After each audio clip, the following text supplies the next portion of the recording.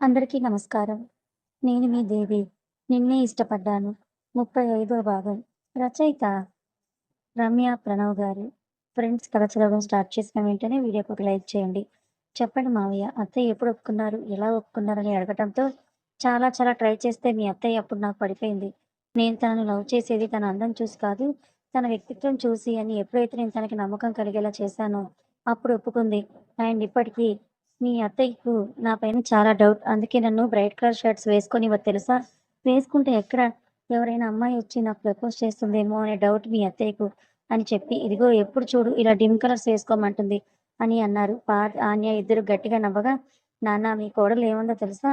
కుసుమ్‌ని మీ సెక్రటరీగా పెట్టమని చెప్పింది. మమ్మీకి మీ పైన చాలా నమ్మకం ఉందట అని మీ కోడలు మమ్మీకి కితాబ్ ఇచ్చింది అని అన్నాడు. పార్థ్ నవ్వుతూ, ఏంటి మీ మమ్మీకి నమ్మకమా? ఒక్కసారి మీ మమ్మీకి ఫోన్ చేసి మమ్మీ డాడీ పర్సనల్ సెక్రటరీగా ఒక అమ్మాయి అని చెప్పి చూడు. నెక్స్ట్ 10 నిమిషాల్లో మీ మమ్మీ ఆఫీస్‌లో రాకపోతే నా పేరు చేంజ్ చేసుకుంటాను అని అన్నారు రఘునందన్.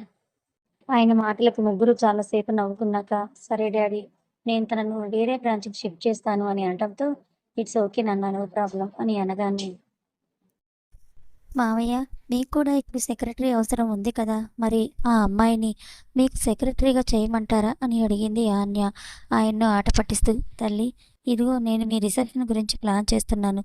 నేను ప్రాపర్‌గా ప్లాన్ చేయాలంటే ఇలాంటి ఆలోచనలు నువ్వు మానుకో. సరేనా? అని ఆయన చాలా సీరియస్‌గా చెప్పి ఫోన్ పెట్టగానే పార్థ్, ఆన్య ఇద్దరూ ఒకరినొకరు చూసి నవ్వుకున్నాక, ఇప్పుడు హ్యాపీనా? అని అడిగాడు. కొంచెం కాదు, చాలా చాలా హ్యాపీ అని అంది ఆన్య. అలా అయితే ఇంతకు ముందేదో చెప్పావు బంగారం అని అన్నాడు ఆన్య పెదాలను చూస్తూ.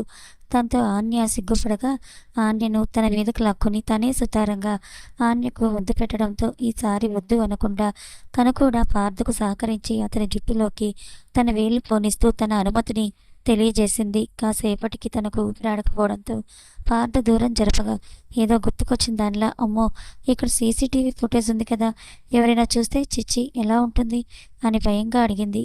కన్నా, ఆఫీస్ సీసీటీవీ ఫుటేజ్ చెక్ చేసే టీం ఉంది, కానీ నా క్యాబిన్లో ఉన్న సీసీటీవీ ఫుటేజ్ను యాక్సెస్ చేయడం ఎవరి వల్ల కాదు, ఒక్క నాకు తప్ప. సో నువ్వు టెన్షన్ పడాల్సిన అవసరం ఏమీ లేదు అని పార్థ్ అనటంతో, అంటే ఇంతకుముందు ఆ అమ్మాయి చెప్పిన మాటలు అలాగే చూసావా అని అడగ్గా, అంతేగా అని పార్థ్ నవ్వగా, థ్యాంక్ యూ సో మచ్ అని అంది. ఇదిగో, నువ్వు ఇలాగే ఉన్నావనుకో అస్సలు బాగోదు. ముందే పువ్వుల స్మెల్ నన్ను పిచ్చోని చేస్తోంది. ఇంకా నీ ప్రెజెన్స్తో ఫస్ట్ టైం మా అమ్మ మాటను జవదాటేస్తానేమో. మన ఫస్ట్ నైట్ కాదు, ఫస్ట్ డేనే జరిగిపోతుందని చెప్పగానే ఆన్య పార్థ్ పై నుండి లేచేసి వెళ్ళి సోఫాలో కూర్చొని, మీ ఫ్రెండ్కి కాల్ చేసావా అని అడిగింది. లేదు, ఇప్పుడు చేస్తానని చెప్పి ఆమెకు ఫోన్ చేయగా, హాఫ్ అన్ అవర్లో వస్తాము అని వాళ్ళు చెప్పడంతో అదే విషయం ఆన్యకు చెప్పి, ఇంతలో నేను అటెండ్ అవ్వాల్సిన ఒక మీటింగ్ ఉంది, మీటింగ్ అటెండ్ అవుతాను, నువ్వు ఇక్కడే కూర్చో, కావాలంటే లోపల టీవీ ఉంది, వెళ్ళి చూడు అని చెప్పగా, సరే అని అంటూ సోఫాలో కూర్చొని ఎవరితోనో చాలా సీరియస్గా చాటింగ్ చేస్తూ మధ్య మధ్యలో నవ్వుతూ ఉండగా, పార్థ్ మీటింగ్ అయిపోయాక ఆన్య పక్కనొచ్చి కూర్చొని, ఎవరితోనూ ఇంతసేపటి నుంచి చాట్ చేస్తున్నావు అని అడగటంతో పారుస్తూ అని అనగానే, వాడు కాలేజ్కి వెళ్ళాడు కదా, కాలేజీలో ఫోన్ కూడా అలౌ చేస్తున్నారా అని అడగ్గా, ఇదిగో, మీరు టిపికల్ అనే రోల్లోకి మారిపోవద్దు ప్లీజ్, పాపం పిల్లాడు, ఎందుకంత భయపెట్టిస్తున్నావు అని అంది ఆన్య కోపంగా. నేను వాడిని భయపెట్టించడమా? ఇంతకుముందు అమ్మ సపోర్ట్ చూసుకొని ఎగిరేవాడు వాడు, ఇప్పుడు నీ సపోర్ట్ వచ్చేసరికి ఇంకా వాడిని కంట్రోల్ చేయలేకపోతున్నాం. అది ఎవరి తర్వాన్న అవుతుందా అని అన్నాడు. ఏం కాదు, తను చాలా బాగా చదువుతున్నాడు, తనకు అర్థమయ్యేలా కాన్సెప్ట్ చెప్తే మాత్రం తను చాలా జీనియస్ తెలుసా అని అనటంతో, అవునవును, ఒక జూనియస్ ఇంకో జీనియస్కి కితాబిస్తోందని నవ్వగా, అంటే మా ఇద్దరిని వెటకారం చేస్తున్నావా అని అడిగింది ఆన్య. అమ్మా, మీ ఇద్దరిని వెటకారం చేసే అంత సీన్ నాకు లేదు, కానీ ఇంతకీ సారేం చేస్తున్నాడు అని అడిగాడు. వాళ్ళ లెక్చరర్ రాలేదంట, అబ్బాయిలు అమ్మాయిలు ప్రపోజ్ గేమ్ ఆడుతున్నారంట అని అనగానే, ప్రపోజ్ గేమ్ ఏంటే అని ఆశ్చర్యంగా అడిగాడు, తనకు తెలియని గేమ్ అన్నట్టు. నాకు కూడా తెలియదు, తనే చెప్పాడు. ప్రతి ఒక్క అబ్బాయి క్లాస్లో తనకిష్టమైన అమ్మాయికి ప్రపోజ్ చేయాలంట, ఎవరికి ఎక్కువ ప్రపోజల్స్ వస్తే ఆ అమ్మాయిని మిస్ క్లాస్గా ఎంపిక చేస్తారంట అని అనడంతో, ఇప్పుడే నేను వాళ్ళ కాలేజీకి ఫోన్ చేసి వాళ్ళ ప్రిన్సిపల్కి చెప్తాను, వీళ్ళు వీళ్ళ పిచ్చి గేమ్లు అన్నాడు.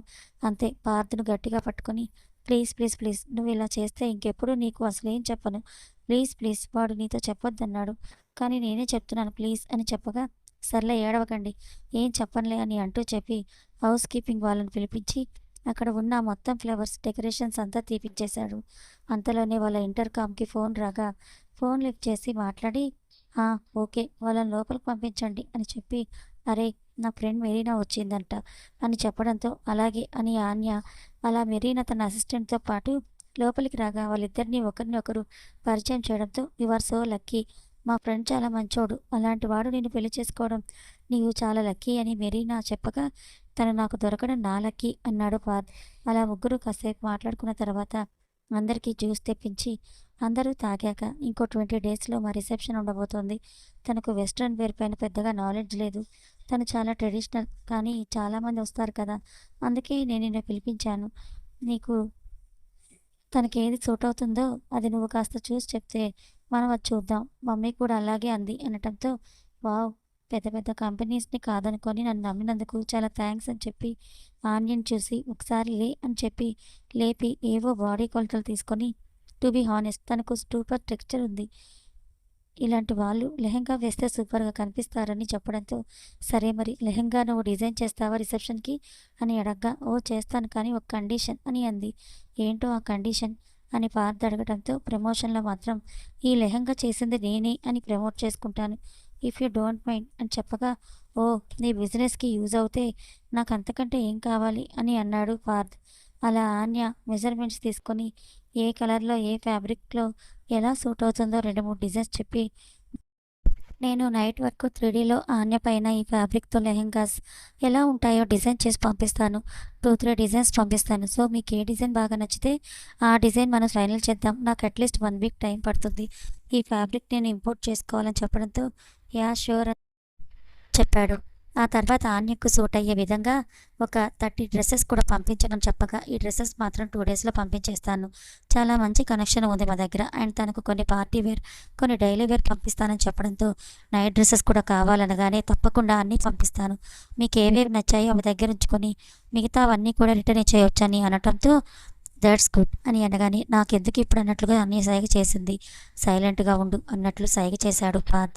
అప్పటికి సమయం 12 కాగా, "ఇట్స్ ఓకే, మేము వెళ్తామని" మెరీనా చెప్పడంతో, "no no, let's have lunch together" అంటూ పార్థ్ వాళ్ళ క్యాంటీన్‌లో నుండి భోజనం తెప్పించగా అందరూ అక్కడే భోజనం చేసేసి వాళ్ళు వెళ్ళిపోగా, ఆన్యని మీదకు లాక్కొని, "నీకు బ్యూటిఫుల్ స్ట్రక్చర్ ఉందంట కదా, నాకు తెలియదు, నేను కూడా ఒకసారి చెక్ చేయాలా" అని అడిగాడు చాలా గారంగా. "బుద్ధి లేదు" అని సిగ్గుపడుతూ పార్థ్ భుజం మీద వాలిపోయింది ఆన్య. "దేవుడా, నన్నెందుకు ఇంతగా పరీక్షిస్తున్నావు? అడగకముందే అమ్మాయిని నా లైఫ్‌లోకి పంపించావు. అడగకముందే తనతో పెళ్లి చేశావు. అడగకముందే ముద్దు ముచ్చట్లు కూడా తీరుస్తున్నావు. అడిగినా కూడా శోభనం ఎందుకు ఏర్పాటు చేయడం లేదు" అని అనటంతో చిన్నగా పార్థ్‌ను కొట్టింది ఆన్య. "ఆ రాక్షసి" అంటూ నవ్వి, "మేడం, ఇంటికి వెళ్తారా, కాసేపు ఉంటారా నాతో" అని అడిగాడు. "నేను నీతోనే ఉంటాను. నువ్వు నేను ఇంటికి కలిసే వెళ్ళాలని" అన్నది. "దేనికి" అని అడిగాడు. "దేనికి లేదులే గానీ, ఏంటి అప్పటినుంచి మీ సెక్రటరీ అసలు రూమ్‌లోకి రావడం లేదు" అని అనటంతో, "నువ్వు ఉన్నావు కదా, సో ఎవరు కూడా అనవసరంగా రారు. నువ్వు లేకపోతేనే ఏదైనా వర్క్ ఉంటే వస్తారు. But you are in my room, so వాళ్లకు అసలు రావాల్సిన అవసరం ఏమీ లేదు.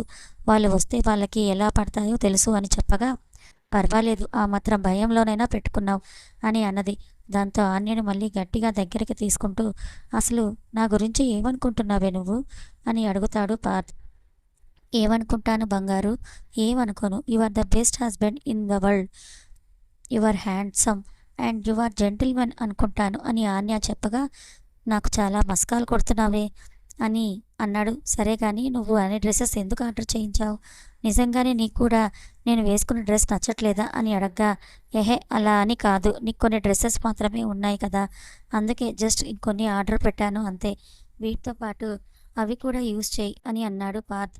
దాంతో పార్థ్ భుజం మీద వాలిపోయి, "నిజంగా మీ అంత మంచి వాళ్ళని నేను నా లైఫ్‌లో చూడలేదు. తెలుసా, నేను ప్రసన్న అమ్మ, దీప్తి తర్వాత చూసింది మిమ్మల్ని" అని అనటంతో, "ఎందుకో ఇప్పుడన్ని పొగడ్తలు" అని అన్నాడు పార్థ్. "నేనెలా ఉన్నా మీరు మీ స్టేటస్‌కి భంగం అని చూడకుండా నా ఇష్టం ఉన్నట్లుగా నన్నుండమంటున్నారు చూడండి. ఇలా ఎవరుంటారు చెప్పండి" అని ఆన్య అనటంతో, "మానభంగమా? అంటే ఏంటి" అని ఏదో తెలియని వాడిలా అడిగాడు. "ఛీ" అంటూ పార్థ్ భుజం మీద కొట్టి, "భంగం అంటే డిస్టర్బెన్స్" అని అనటంతో, "అంత తెలుగు వాడికే, తెలుగు నాకు అంతగా రాదని నీకు తెలుసు కదా" అన్నాడు పార్థ్. "సరేలే, వచ్చిన పని చూడు. వచ్చినప్పటి నుండి నా చుట్టే తిరుగుతున్నావు, కానీ వెళ్ళి పని చేసుకో. కాసేపు అని అనటంతో, సరే నేను పని చేసుకుంటాను, నువ్వేం చేస్తావు అని అడిగాడు పార్థ్.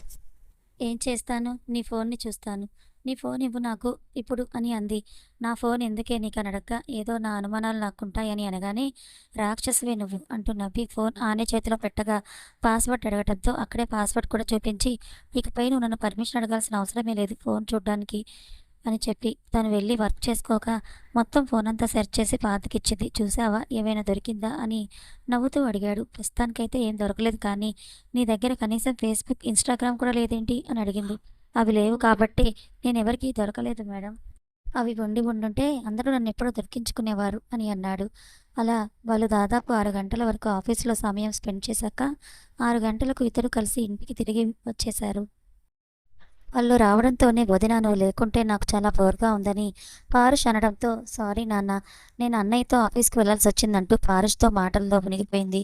వాళ్ళిద్దరిని చూసి మళ్ళీ వీళ్ళ జోకులు మొదలయ్యాయని నవ్వుకుంటూ ఫ్రెష్ అప్ అవ్వడానికి వెళ్ళిపోయాడు పార్థ్. అలా పారుష్‌తో మాట్లాడుతున్నప్పుడే అక్కడికి అనుపమ కూడా రావడంతో, అత్తయ్య ఈరోజు ఏం జరిగిందో తెలుసా అంటూ వాళ్ళు వెళ్ళినప్పటి నుంచి వచ్చే వరకు జరిగిన ప్రతి ఒక్క విషయం చెప్పి, మామయ్య గారు అలా అన్నారు అత్తయ్య అని అనడంతో, మీ మామయ్య ఒకరు నాకు భయపడుతున్నట్టుగా మొత్తం ప్రపంచానికి చాటింపు వేస్తారు, కానీ ఆయనకు అసలు నా పైన భయమే లేదని ఆవిడ అనగానే, అయితే అత్తయ్య మామయ్యకి ఆ అమ్మాయిని సెక్రటరీగా పెడదామా, ఆ అమ్మాయి చాలా అందంగా ఉంది తెలుసా అనటంతో, ఆన్య అన్నారు ఆవిడ.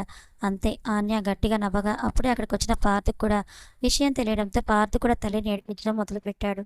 అంతలోనే రఘునందన్ ఏదో వర్క్ విషయంలో తన మేనేజర్ను ఫోన్లో తిడుతూ ఇంట్లోకి రావడంతో అందరూ సైలెంట్గా ఎవరి గదుల్లోకి వాళ్ళు వెళ్ళిపోయారు. తర్వాత అందరూ భోజనాలు చేశాక గదిలోకి వెళ్ళిన భర్తతో, ఇప్పుడు మీరు ఆ కుసుమ్‌ను పెట్టుకుంటున్నారా సెక్రటరీగా అని అనుపమ రఘునందన్‌ను అడగ్గా, ఆయన భార్య వైపు చూసి, జరిగిందంతా పిల్లలు చెప్పారా నీకు అని అడగగానే, అవును, మీకు నేనంటే చాలా భయం కదా, మరదే చెప్పారు, నేను మిమ్మల్ని గడగడలాడిస్తున్నాను కదా అని అంటూ ఆవిడ చీర మార్చుకొని వచ్చి భర్త పక్కన కూర్చుంటూ, ఇప్పుడేమంటారు చెప్పండి, ఆ కుసుమ్‌ను సెక్రటరీగా పెట్టుకుంటున్నారా అని అడిగింది.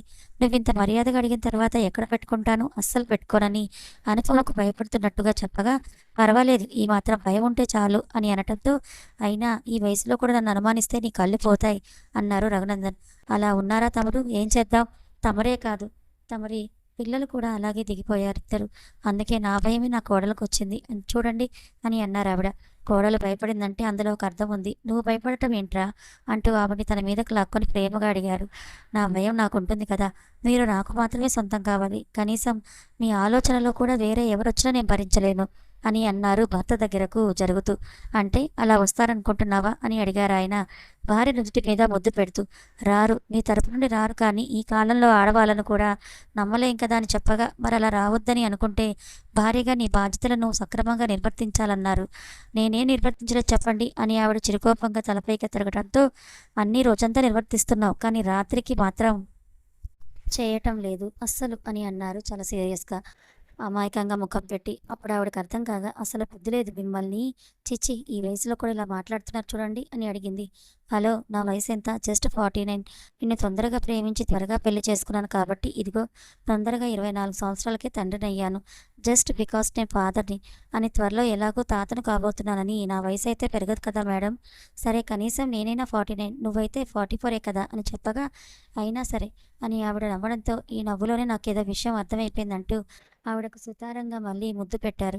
ఇదిగో ఇలా మాటలతో మభ్యపెట్టడం మీకు మీ కొడుకులకు బాగా అలవాటైపోయింది. నేను నా కోడలు మాత్రం అమాయకులం అన్నారావిడ. ఏంటి మీరా అమాయకులా, ఆఫీస్‌కి వెళ్ళిన మొదటి రోజే వాడి సెక్రటరీని చేయించింది నీ కోడలు అని అంటూ నవ్వారాయన. మరేం చేయమంటారు, మీ కొడుకులు కూడా మీలాగే చాలా అందంగా ఉంటారు కదా, మరి నా కోడళ్ళకు కూడా నాలా భయంగా ఉంటుంది కదా, పెద్దోడైనా పాపం అమాయకుడు, చిన్నోడు మాత్రం మీలాగే అని అనటంతో, అంటే నేను అమాయకుడిని కదా అని కొంటెగా అడగగానే, అస్సలు కాదు అని ఆవిడ అనటంతో, ఎలాగో నేను అమాయకుడిని కాదని కితాబిచ్చావు కాబట్టి నేను అలాగే ఉంటాను అని అంటూ తన పనులన్నీ కూడా పక్కన పెట్టి అనుపమను దగ్గరకు తీసుకున్నారు.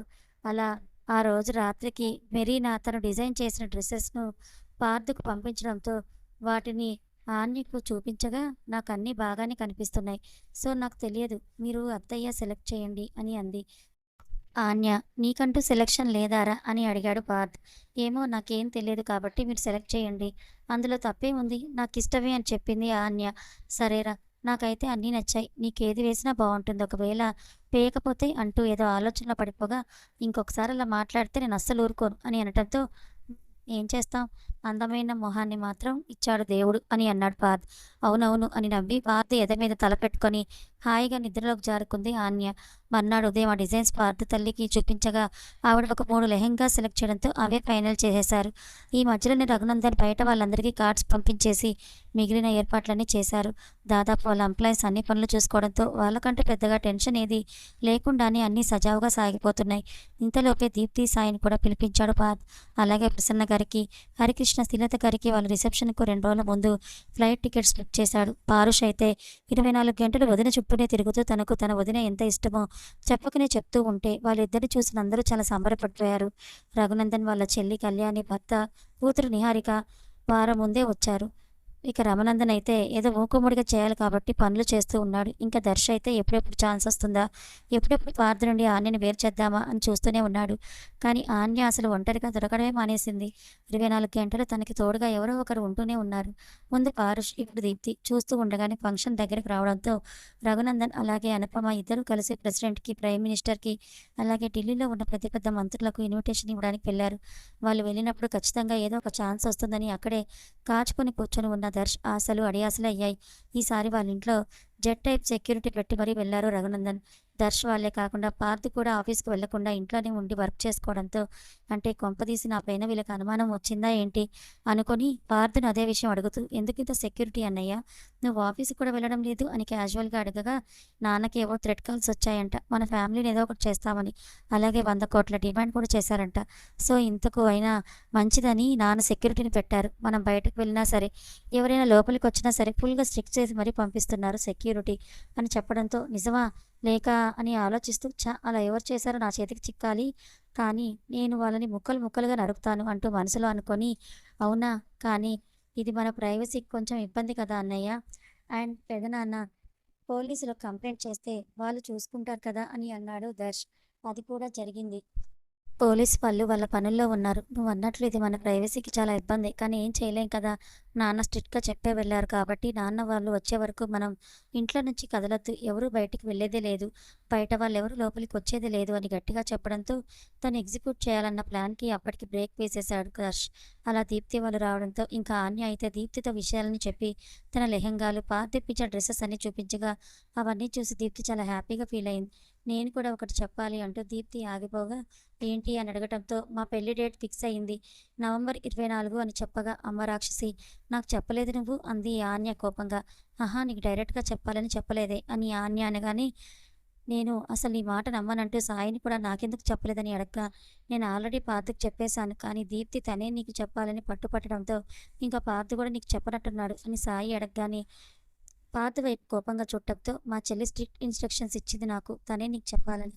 అలా ఇన్‌స్ట్రక్షన్ ఇచ్చిన తర్వాత కూడా నేను ఎలా చెప్పగలను అని అన్నారు పార్థ్.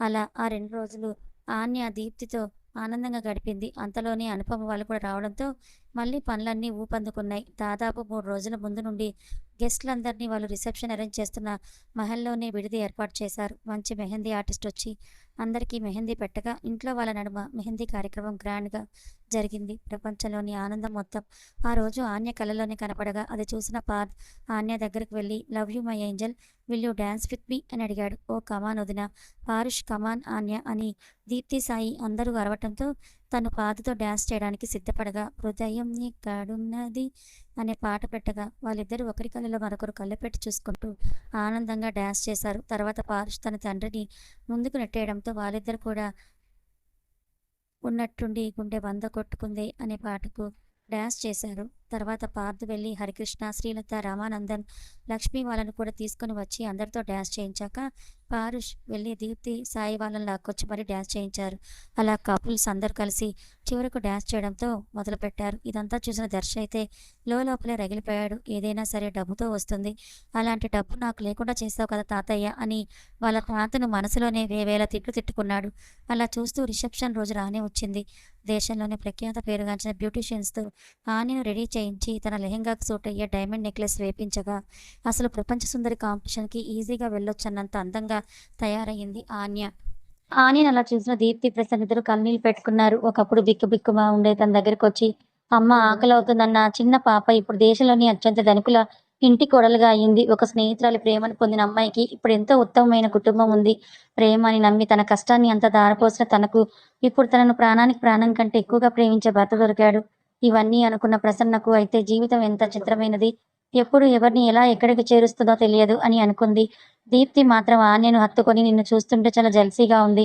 నేను అబ్బాయినయ్యుంటే అన్నయ్య కంటే ముందే నేనే నిన్ను పెళ్లి చేసుకునేదాన్నేమో అని అంటూ ఎమోషనల్ అయింది.